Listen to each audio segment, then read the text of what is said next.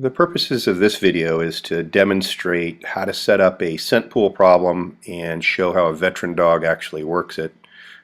In this particular scenario, I'm having my trail layer go to a number of different spots, put contact odor in different places, lots of ground disturbance, move in a very erratic fashion in and around the start point where the dog is going to begin the trail. The second part of the video is going to show how the dog works this scent pool, and then later on how the dog finds the subject in a high find. This trail was actually double blind, a little over a half-mile long, roughly an hour old. The high find is going to be very interesting. It's going to be important to watch how the dog detects the scent from a distance and how the dog works the problem out, and then also from a safety standpoint how one might work with this particular issue to stay safe if it might be a suspect trail in a criminal case.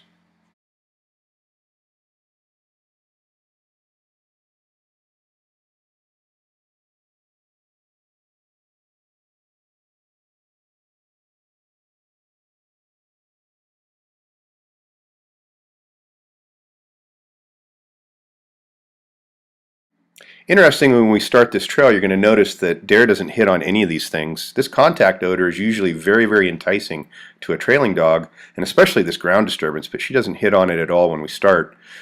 She does go in his general direction, but what she checks immediately is a trail that had been run by a trailing dog about 2 hours earlier. She just hits this spot briefly and then leaves it.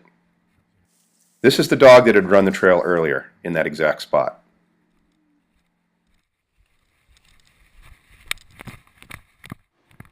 One of the reasons why Dare didn't fall for any of this is simply due to the fact that we constantly work with her in scent pool problems. The reason why I do this is almost all real-life trails are scent pool problems. Rarely does a person simply come to an area and immediately leave from it. 99% of the time, something happened at the scene before they left. Now we're getting to the section where Dare actually detects the trail from a distance. She's in the middle of the scent pool, but watch this body language coming up. All of a sudden the head comes up, she's air scenting something, and she knows the direction based on that air scent.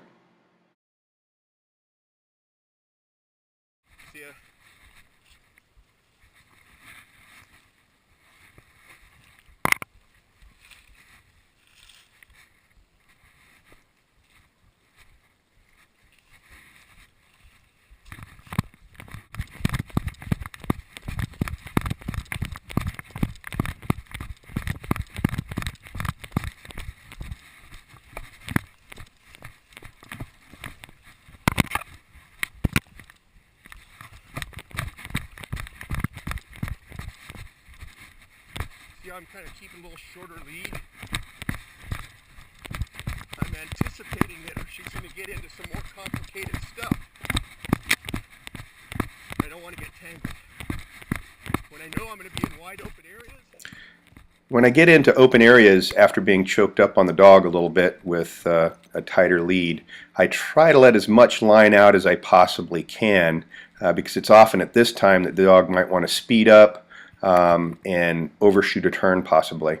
And if I give the dog as much lead as possible, they have a better chance of getting right back on the trail. Now, of course, it helps if the lead is not knotted like it is right here.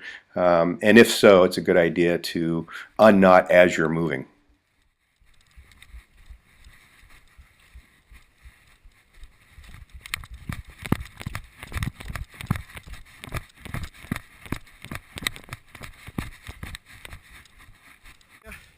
I fast forwarded to the next section of the video that's very important. It's when Dare first encounters a little puff of wind from a high find way off in the distance.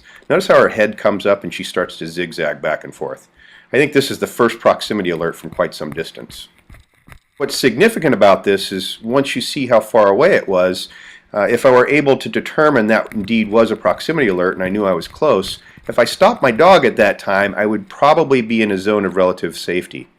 Notice how she's starting to act here. Her speed's increased dramatically. Her tail's really arched. She's zigzagging back and forth. She's in strong air scent right here.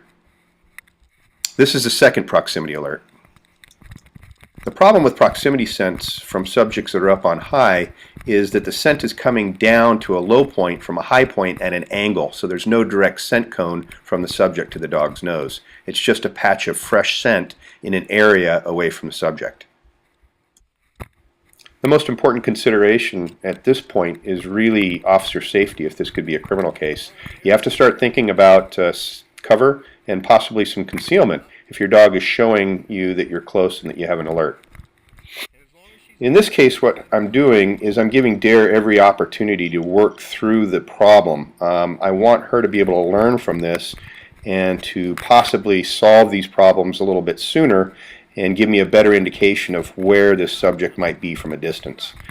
So in this case, I'm just letting her work the entire problem out and seeing how she reacts to every particular scent anomaly. You notice in the past she'd been working large patches of odor off to the left. There was a lot of odor over there up against the bushes. That's obviously where the wind was bringing it back to. Now she went back to the actual track. It's clear from Dare's body language now, and it would be to just about anybody that were close. She's looking up, she's wagging her tail. She knows that it's coming on from high and that the subject's up on top of this building. But we're way too close. This is dangerous if this is a criminal case. She's trying to find a way out is what she's trying to do.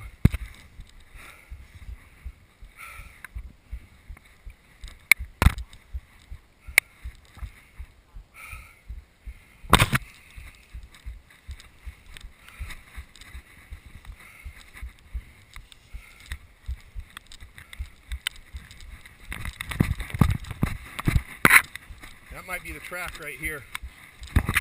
Yeah, it is. I've got to let Dare try to work out this entire problem. She gets onto Dale's exact track around to the building, and what I'm trying to do is have her determine where he is and how he got to where he is based on scent contact odor. In other words, the places that he touched and handled. In this case, it's going to be a ladder that's up on the side of the building. She moves past it a little bit too quick, but look where she alerts. Right directly on the other side of the building, right here. This is where the majority of the odor's coming down, even though he's closer here to the ladder side. She's just responding to good, strong odor. Now he makes a little bit of noise, so she knows he's coming right below the ladder. What I really would like to see in this situation is her hit on that contact odor on the ladder itself. However, that's secondary compared to the fresh odor coming off the top. Now it's time to reinforce this trail and all the lessons learned. As soon as Dale comes down, I hold Dare back. I don't let her go. She sees Dale running, she wants him bad, then I let her go. This type of fire trail is the motivation for everything trailing. It's why dogs do this. It's the excitement of the hunt. They don't do it for the food, they don't do it for the toy, it's all about the excitement. This is what we want to build, this drive. Believe in starting puppies and adult dogs off with the fire trails when they first learn about trailing, and I like to finish off the trails with it as well.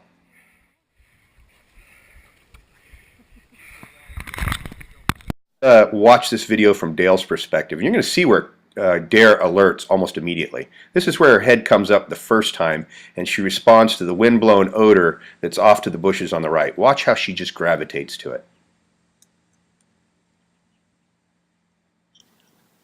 She hits the odor hard right around there, but then decides to go back to the trail. In just a few more seconds, you're going to see her hit that hard wind scent odor again, and it pulls her back over to the bushes and really makes her circle back to where she had just come from. It's important that you let the dog work through these problems when they're learning how to deal with these things. From an officer safety standpoint, this is where we probably should have stopped or a little bit further back.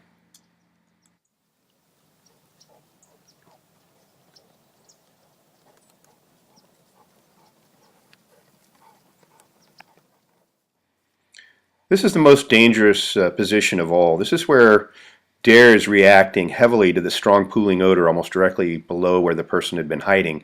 At the same time, she's trying to find an exit trail. But it's making her move a little bit slower and making me circle, which makes quite an enticing target. Notice how Dare goes back almost to where she had all that strong odor before, back in the bushes behind us. and she's working it hard. The reason why she's doing this is she's just simply gravitating to where the strongest odor is, trying to find the source of it. When we were directly below the subject, she didn't know he was there. She just knew there was strong odor. This is where she's going to begin to learn where he exactly is. The locating alert is coming right about now. Watch the head come up, good air scent, and watch her head focus, and you're going to see her look at the subject. This is where she knows where that scent's coming from right now.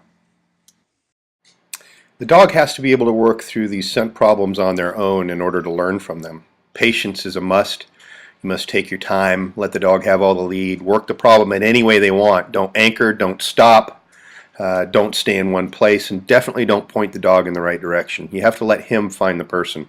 Proximity alert training will come later.